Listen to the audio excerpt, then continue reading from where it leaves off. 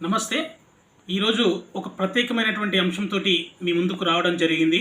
ఈరోజు తెలంగాణలో ఎల్బీ స్టేడియంలో జరిగినటువంటి ప్రభుత్వ ఉపాధ్యాయుల ఆత్మీయ సమ్మేళనంలో పాల్గొన్న ముఖ్యమంత్రి గారు ప్రైవేటు ఉపాధ్యాయులను కించపరుస్తూ మాట్లాడినటువంటి విధానం అయితే సరైంది కాదు. ఎంత దారుణంగా మాట్లాడాడంటే ప్రైవేట్లో పనిచేస్తున్నటువంటి ఉపాధ్యాయులు ఇంటరో డిగ్రీలో ఫెయిల్ అయిన వాళ్ళు ఉపాధ్యాయులుగా పనిచేస్తున్నారు అన్నట్టుగా మాట్లాడాడు. నేను చెప్పడం కంటే ఆయన మాటల్లో ఒకసారి విందాం మనం.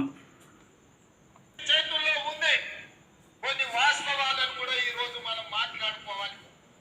తెలంగాణ రాష్ట్రంలో 40,000 పైచిలకు పాఠశాలలుంటే ప్రభుత్వ ఆధీనంలో 30,000 పాఠశాలలు ప్రభుత్వ ఆధీనంలో ఉన్నాయి. 30,000 పాఠశాలలో 26 లక్షల మంది విద్యార్థులు ఉన్నారు. కానీ అదే ప్రైవేట్ లో 10,000 పాఠశాలలుంటే 33 లక్షల మంది విద్యార్థులు ఈరోజు ప్రైవేట్ పాఠశాలల్లో చదువుకుంటున్నారు.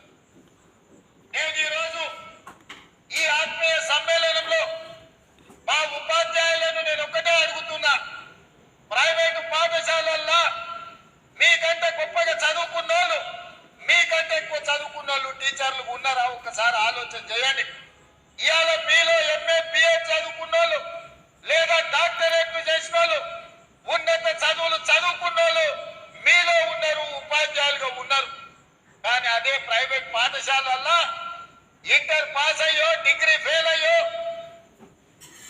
మీలో సగం చదువు లేని వాళ్ళు ఇవాళ ప్రైవేట్ పాఠశాలల్లో పాఠాలు చెప్తున్నారు.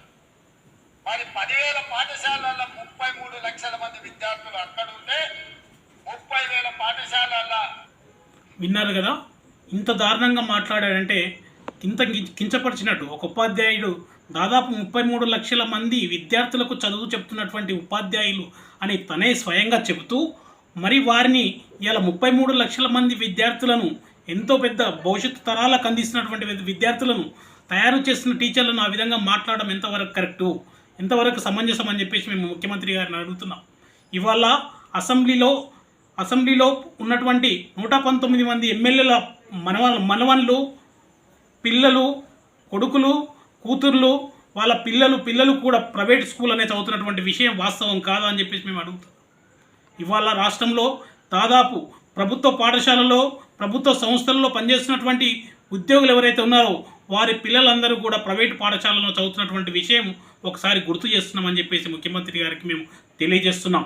ఇంత దారుణంగా కించపరిచినట్టు ప్రైవేటు ఉపాధ్యాయుల పట్ల మాట్లాడడం ఎంతవరకు సమంజసం అని చెప్పేసి మేము అడుగుతున్నాం. ఇవాళ ప్రైవేటు ఉపాధ్యాయులు లేకపోతే ఇవాళ రాష్ట్ర విద్యా వ్యవస్థ మొత్తం కూడా రోడ్డు మీద పడే పరిస్థితి. ఒక్కసారి ఆలోచించమని ముఖ్యమంత్రి గారికి మేము తెలియజేస్తున్నాం. ఇప్పటికైనా ఆలోచించి మీరు ఏదైతే మాట్లాడారో, ప్రైవేట్ ఉపాధ్యాయుల పట్ల కించపరిచినట్టు మాట్లాడారో ఆ మాటలు మొత్తం కూడా వెనక్కి తీసుకోవాలని చెప్పేసి నేను రాష్ట్ర ముఖ్యమంత్రి గారికి తెలియజేస్తున్నాం. ఒకవేళ మీరు వెనక్కి తీసుకోకపోతే ఖచ్చితంగా మీ ఇంటి ముట్టడి చేస్తామని చెప్పేసి కూడా తెలియజేస్తున్నాం.